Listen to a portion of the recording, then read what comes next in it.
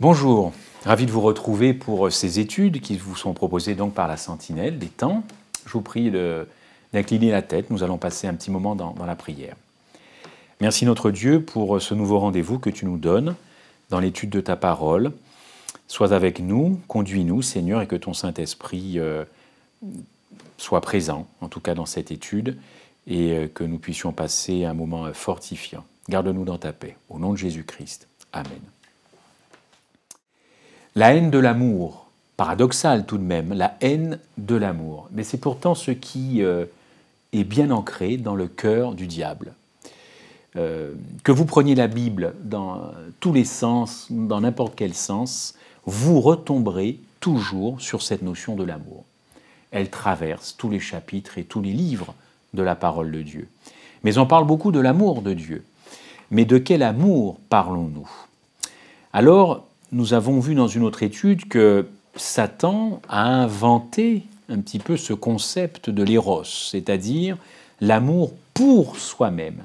Et il a injecté cela dans la race humaine. Il est l'inventeur de cet amour qui est tourné vers lui-même. J'en veux pour preuve le texte d'Ézéchiel 28 que vous connaissez bien et qu'il nous parle de Lucifer, qui n'était pas encore Satan. Il est écrit dans Ézéchiel 28 que Lucifer était intègre dans toutes ses voies jusqu'à ce que l'iniquité fût trouvée en lui. Je lis le texte. « Tu étais plein de sagesse, tu étais parfait en beauté, tu étais couvert de toute espèce de pierres précieuses, tu étais un chérubin protecteur aux ailes déployées, tu marchais au milieu des pierres étincelantes.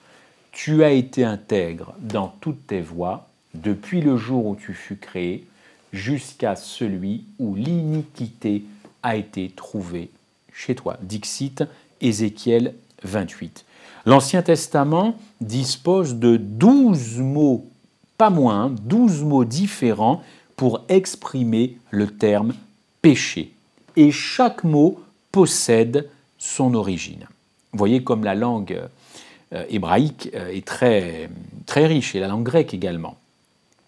Iniquité, en hébreu, veut dire être tordu. La nature de Satan, c'est tordu, celle de Lucifer, enfin le basculement a eu lieu quand il s'est tourné vers lui-même. Quand sa nature s'est tournée vers lui-même, eh bien cela a entraîné que son amour se tourne aussi vers lui-même. Il est devenu Éros. Il est devenu Éros alors que Lucifer a été agapé à un moment, évidemment. Dans Isaïe 14, c'est la suite un petit peu, voilà ce que dit le texte. « Te voilà tombé du ciel, astre brillant, fils de l'aurore. » Vous imaginez les qualificatifs pour Lucifer. Astre brillant, fils de l'aurore.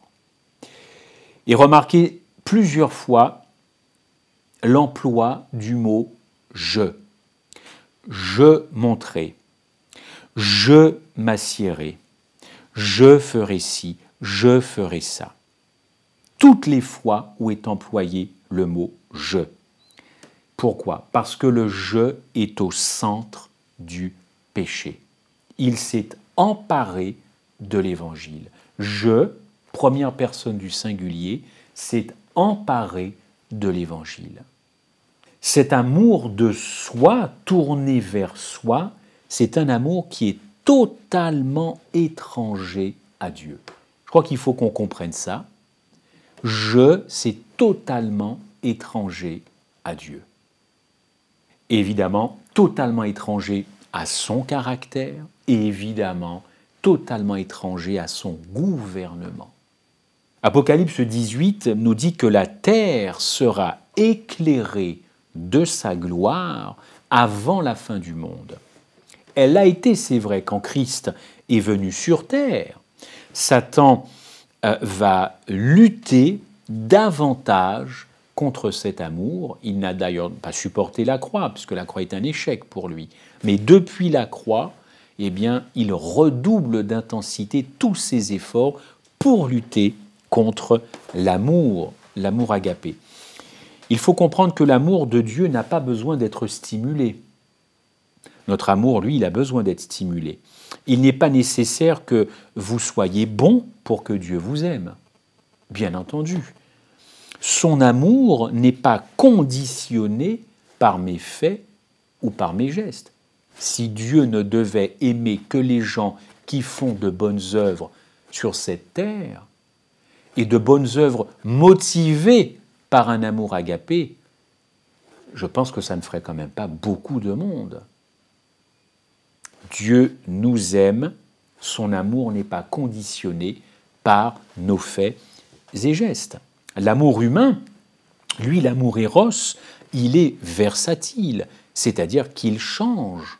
C'est un amour changeant. L'amour de Dieu ne change pas. Cet amour est éternel. Je t'aime, encore une fois, d'un amour éternel, nous dit Dieu. Le pire des assassins est aimé par Dieu. Mais le pire des assassins ne le sait pas que Dieu l'aime. Dieu n'aime pas le péché. Dieu n'aime pas les actes commis par les assassins. Mais Dieu aime l'homme. Il aime le pécheur. Nous avons du mal avec cela car nous sommes formatés depuis toujours avec l'amour éros. Satan, comme je vous le disais, a perverti l'agapé. Il sait bien que s'il arrive à corrompre ce concept d'amour agapé, il va pouvoir paralyser la puissance de l'Évangile. Je dis bien, il va pouvoir paralyser le pouvoir de l'Évangile.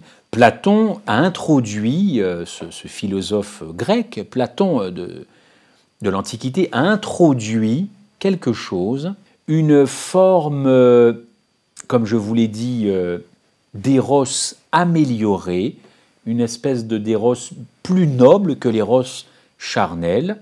Les Grecs donc n'ont pas apprécié que les disciples n'emploient pas le mot éros, ils ont combattu l'emploi du mot agapé. Ça a gêné les Grecs de l'époque et il s'en est suivi donc une bataille.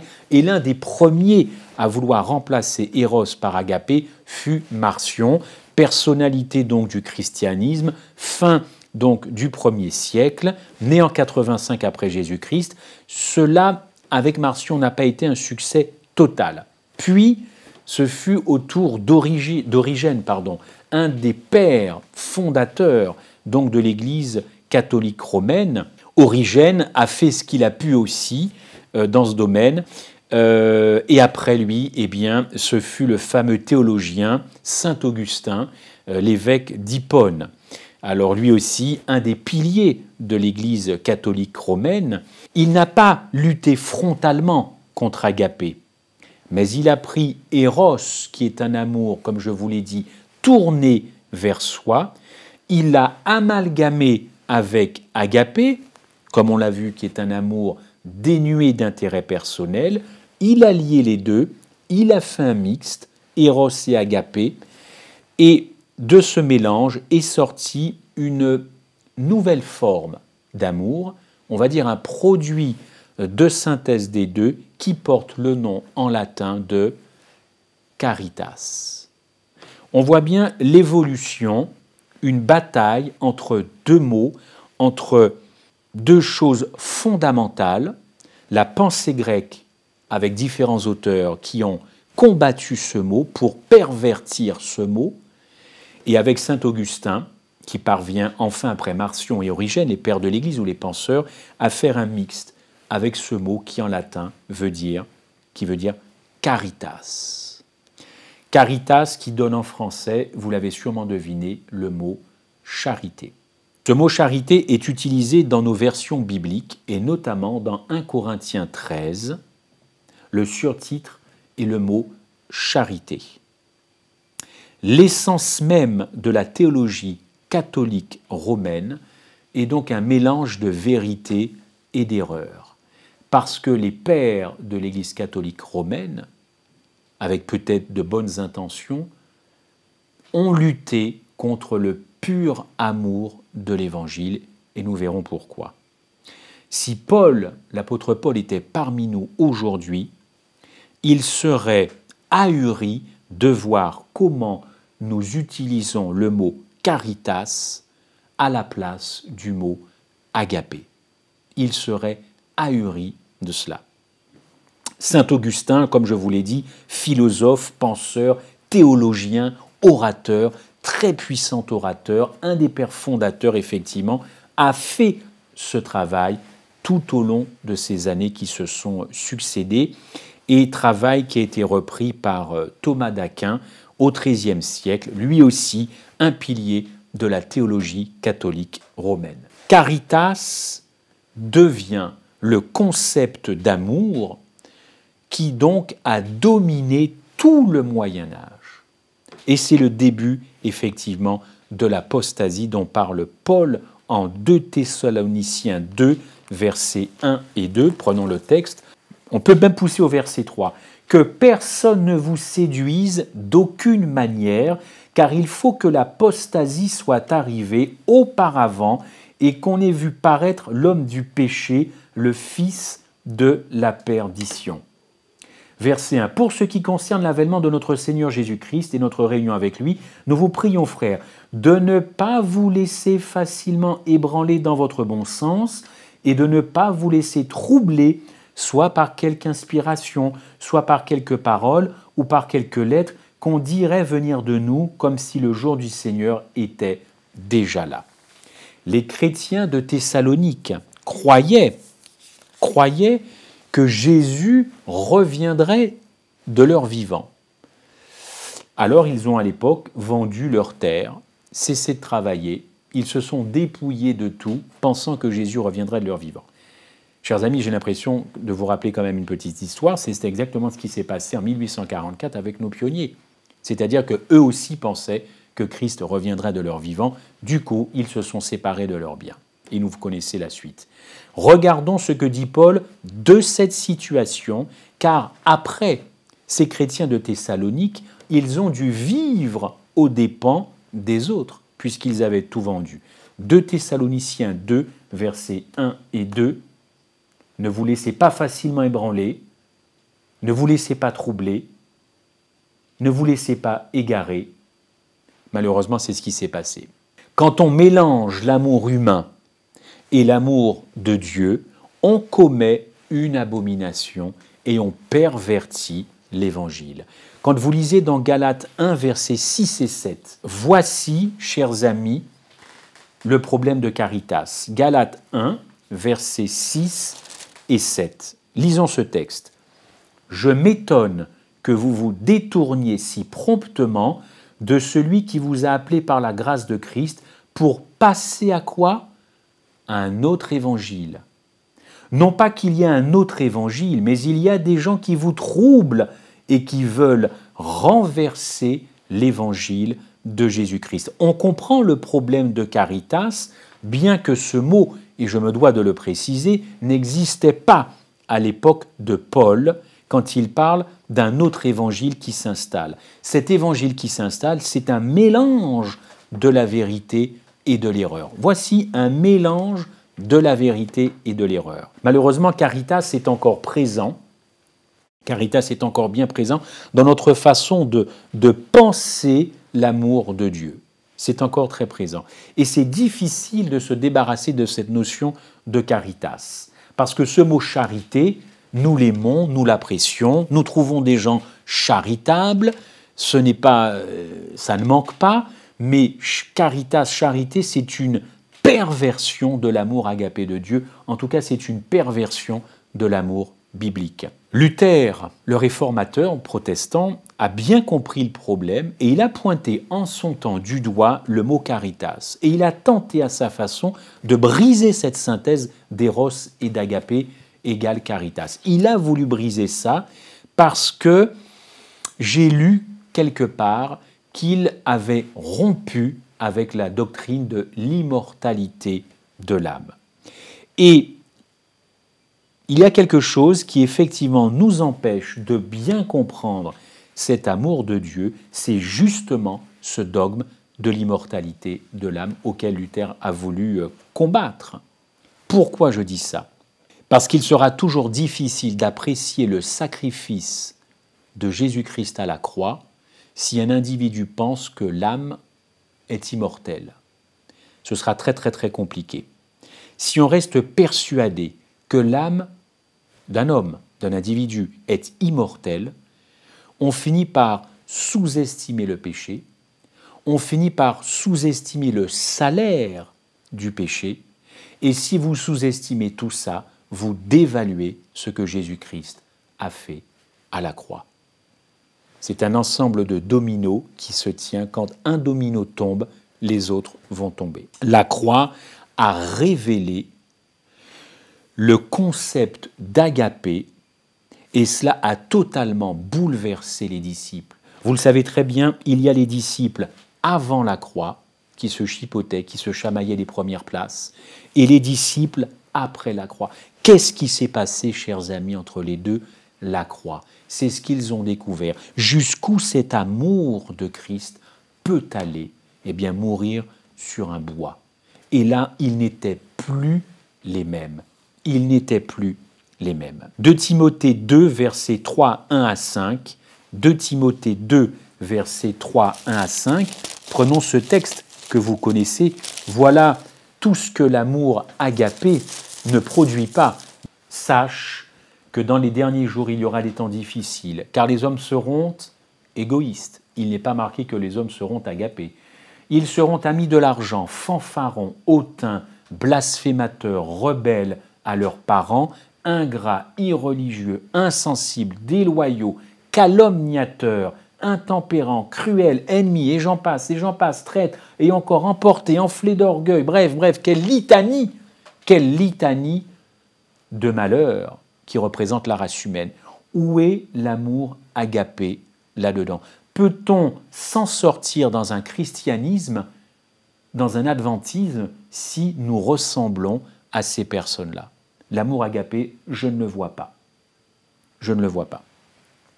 L'agapé est donc bien loin de tout ça. Vous avez un autre exemple dans Acte 4, verset 32.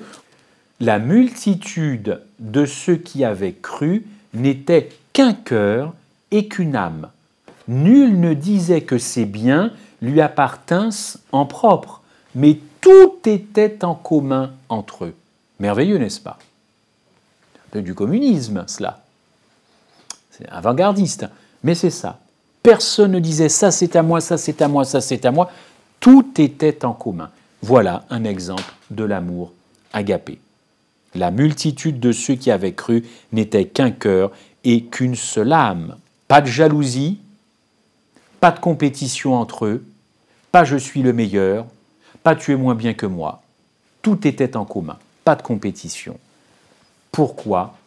Eh bien là, parce que nous sommes après la crucifixion de Jésus-Christ et leur moi, leur égoïsme avait été totalement crucifié. On est loin de 2 Timothée pour la fin des temps. Là, la croix était passée. Et voilà ce que ça a donné. Un autre exemple peut-être, mais cette fois-ci d'Éros, puisque nous prenons des exemples d'agapé. Regardez l'histoire d'Ananias et de Saphira. Ils ne voulurent pas donner la somme totale de ce qu'ils avaient reçu de la vente de leur terre. Eh bien, ils étaient dirigés par Éros. Ils n'étaient pas dirigés par agapé. Ils ont essayé plutôt de mentir à Dieu. Ils ont essayé de singer l'amour agapé, mais dans les actes et dans leurs paroles, eh bien c'était tout le contraire, ça n'a pas marché et ils sont morts. Il ne peut pas y avoir un amour caritas au ciel. C'est un amour agapé, ce n'est pas un mélange d'erreur et de vérité dans l'amour, c'est l'amour total. Autre exemple, très très bel exemple, et je l'ai déjà prêché, peut-être rappelez-vous pour certains d'entre vous, l'amour agapé par excellence, c'est quand même Marie-Madeleine, chez Simon le pharisien, au pied de Jésus-Christ. Et un auteur a dit, c'est Éphésiens 3, si quelqu'un dans le Nouveau Testament a compris ce que c'est que l'amour de Dieu, cet amour agapé, c'est vraiment Marie-Madeleine. Et je vous invite vraiment à découvrir ou à redécouvrir cette histoire, Éphésiens 3. Voilà ce que Marie-Madeleine a compris au pied de Jésus-Christ quand elle a oint les pieds de Jésus-Christ avec un parfum qui, à l'époque, a dû lui coûter tout, justement. Tout. Voilà ce que Marie-Madeleine a découvert au pied de son Sauveur. que vous puissiez comprendre avec tous les saints quelle est la largeur, la longueur, la profondeur, la hauteur, et connaître l'amour de Christ qui surpasse toute connaissance, en sorte que vous soyez remplis jusqu'à la toute plénitude de Dieu. Chers amis, cette Marie-Madeleine, cette femme, a tout compris de l'amour. À ce moment-là, dans les faits et gestes qu'elle accomplissait, elle a découvert beaucoup plus que simplement un Christ qui pardonnait. Elle a découvert un sauveur. Et elle ne pouvait pas faire moins que ce qu'elle a fait, dépenser tout l'argent qu'elle a fait pour oindre les cheveux et les pieds de Jésus-Christ. Quelle scène d'amour! Alors que tous les autres cancanaient et disaient « mais c'est une honte de dépenser tout cet argent ». Aujourd'hui encore, nous trouverions des gens pour en dire « mais c'est une honte de dépenser tout cet argent ». Elle l'a fait sans arrière-pensée, sans vouloir marchander avec Christ en disant « oh, je vais dépenser beaucoup pour toi, mais je sais qu'au bout j'ai la vie éternelle ». N'est-ce pas, Seigneur Jésus? Regarde ce que je fais, tout cet argent. Je vais avoir la vie éternelle à la fin. Il n'y a pas eu de marchandage, il n'y a pas eu de deal, il n'y a pas eu de marché. Elle l'a fait d'un cœur brisé par l'amour de Jésus-Christ. Et il n'y avait plus que ça qu'elle pouvait faire, tout autour d'un contexte de critique, de moquerie et de mesquinerie. Voilà un bel exemple d'amour agapé. Et vous pouvez, dans Jésus-Christ, pages 558 et 560, lire toute cette histoire sous la plume de Madame White quand elle décrit cette histoire. Marie-Madeleine a vécu un amour inconditionnel à ce moment-là. Vous l'aurez compris, l'agapé n'a pas de limite. Regardez ce dont on vient de parler avec Marie-Madeleine. L'agapé ne rentre pas dans nos standards d'amour. Quand Dieu lui a donné son Fils, il a tout donné. Il n'a pas prêté son Fils à l'humanité pendant 33 ans et demi. Il a donné son Fils. Marie-Madeleine n'avait encore une fois, comme je vous ai dit, pas d'arrière-pensée quand elle a oint les pieds de Jésus-Christ. Avons-nous des arrière-pensées, nous, quand nous aimons Jésus-Christ? Avons-nous comme arrière-pensée le fait de la vie éternelle? Avons-nous comme arrière-pensée le fait de grimper dans l'échelle sociale adventiste ou dans l'échelle sociale tout court, dans mon travail, partout? Alors appelons-nous ça peut-être de l'ambition, mais qu'avons-nous réellement au fond du cœur quand nous disons que nous aimons Jésus-Christ? Quand l'amour agapé, chers amis, nous contrôlera notre cerveau et contrôlera notre cœur, nous ne serons plus les mêmes comme les disciples après la croix. L'amour agapé, quand elle sera vécue dans l'Église, contrôlera totalement l'Église, et l'Église ne sera plus la même. Chers amis, quand nous verrons la gloire de Dieu, quand nous contemplerons et vivrons cet amour, nous serons capables à notre tour d'agir puissamment pour les autres. Et cet amour agira puissamment dans notre vie. Le monde, je le constate, a besoin de voir la gloire de Dieu en moi et en vous, et voir que cette gloire agit puissamment dans nos vies, quelles que soient les circonstances de la vie, quelles que soient les circonstances. Mon vœu est que Dieu anime notre cœur de cette quête de l'amour agapé pour nous, pour l'Église, pour nos foyers. Amen. Et à bientôt.